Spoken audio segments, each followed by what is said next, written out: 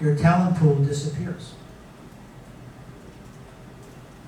When your talent pool disappears, how can you innovate? How can you enter a new business field?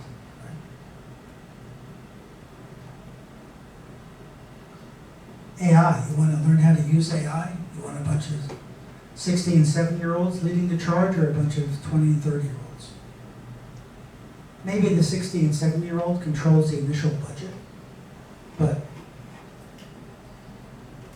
which tool to use, how to deploy it in the company, don't ask me. Right? Especially if most transformations take up to 5 years.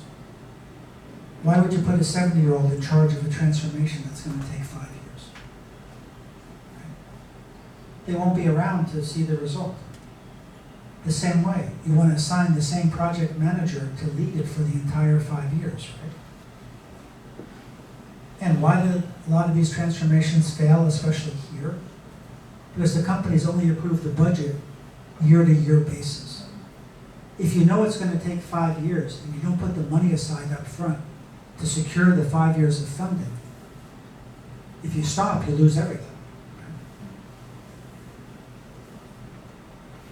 But the majority of companies here won't fund something for that amount of time. That's why they fail. Everything else could be perfect, but if you don't pre-fund it, it fails. Anyone from IT here? You buy a new ERP system, you only put it in part of the company. How do you put together the financial reports?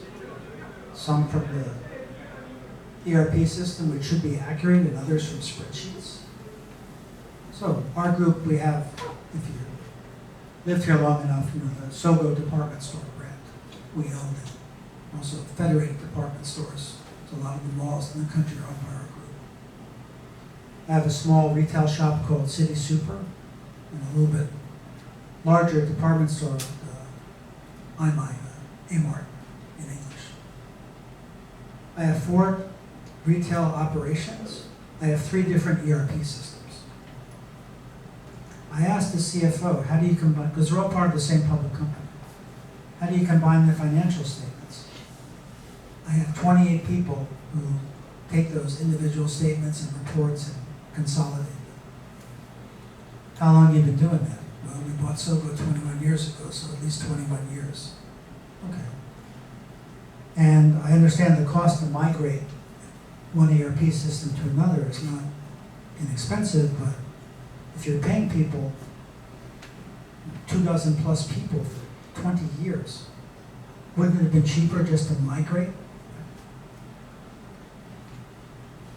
But because we don't budget beyond 3 years, no, right? They just, I pay year by year, someone approves the budget, no one questions anything. Oh, I want to put this large investment, you know, over 5 years, too risky. Well, we can't afford that. But you can afford to pay for the inefficiency forever, but you can't afford to improve. Right? Makes no sense, right? So you have to have a total cost system. That's why digital transformation is important. You can see all the information in real time. You can configure reports differently than you can off of a spreadsheet. You can put tools in place so people can't manipulate the data.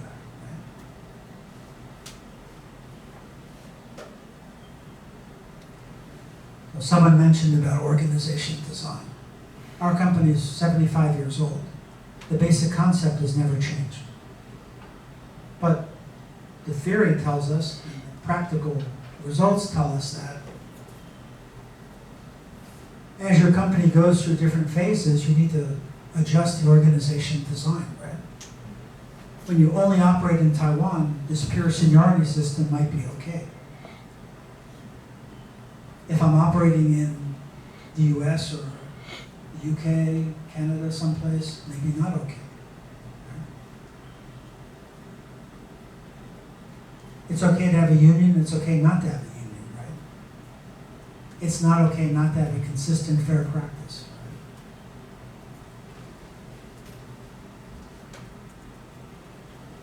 So you can do everything else perfectly, and the organization design doesn't encourage collaboration, and you fail.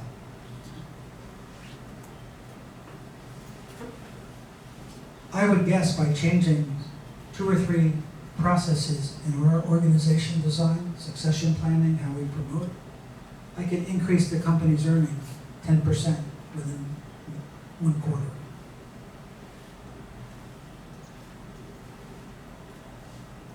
But us and a lot of big companies here, we don't do that. So I asked the 85-year-old,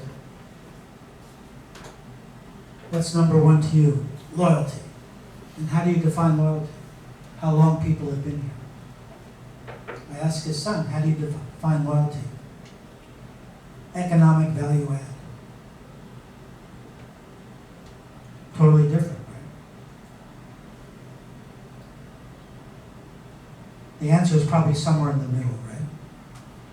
We had 1 industrial engineer here. Most countries, engineers, there's a certain order of where they end up working, right?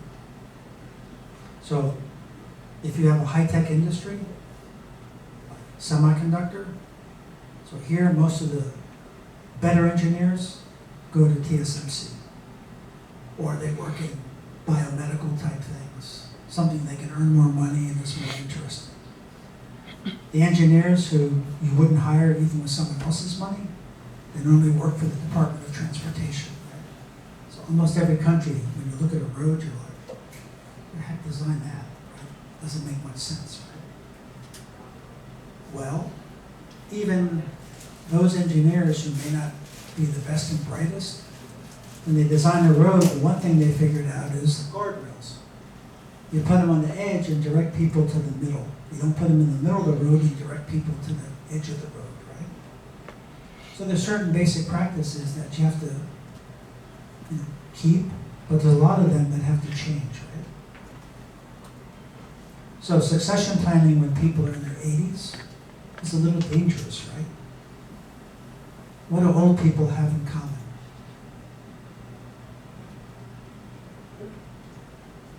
They die faster than young people, statistically, right? And unexpectedly.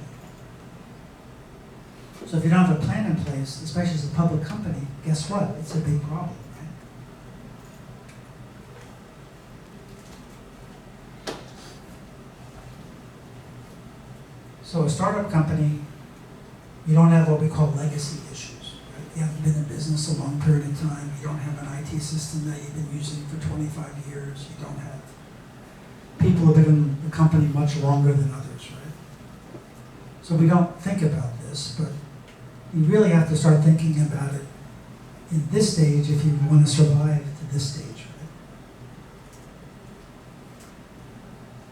So if you want to join a company, one thing to check is, what's their process for checking their process? So if I go into a company, say I'm a manufacturing company, I want to look at a supplier, and I check their design process or their quality process, and I see last update, 2014. Maybe I want to go find another supplier, right? Because maybe they've missed an investment cycle on AutoCAD or some other tools they could be using to design better products. Right? HR system's the same. If you have a 3-generation workforce versus a 5-generation workforce, that means my oldest employee is probably around 60. If I choose a manager around 40 to lead most of the major function, they can understand the 60-year-old, they can understand the 25-year-old.